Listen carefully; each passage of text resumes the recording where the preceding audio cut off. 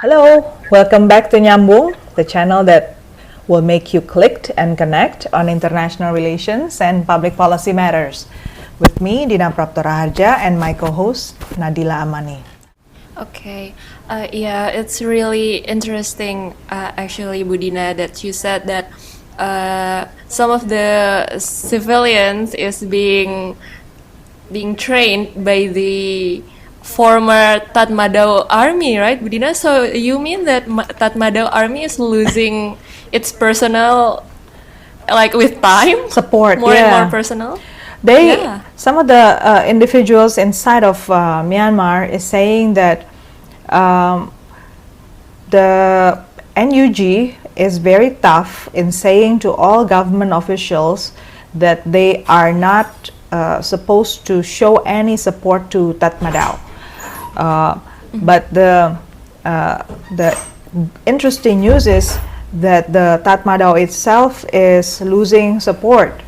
So some of the high-ranked military are now leaving the Tatmadaw and joining people, training youth to fight back against the military. One thing that I'm not yet sure is how things are working in the provinces, because if you notice, Myanmar is basically a country with many provinces. There are 14 provinces, of course, much less than Indonesia, but the relationship between provinces is far less united than Indonesia. So inside of every province, they would have their own security forces. They would also have their own defense forces, and each of them may not talk to each other. At least it was in the past, and they don't necessarily they don't coordinate whatsoever, and they are armed. So when something like this happen, I wonder myself whether the Tatmadaw that they say is experiencing attrition of power is only in certain areas, certain provinces, or is it more of generic trend across provinces?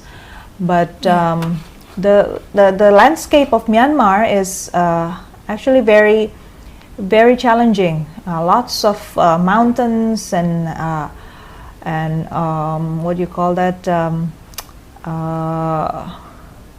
lots of mountains and forest.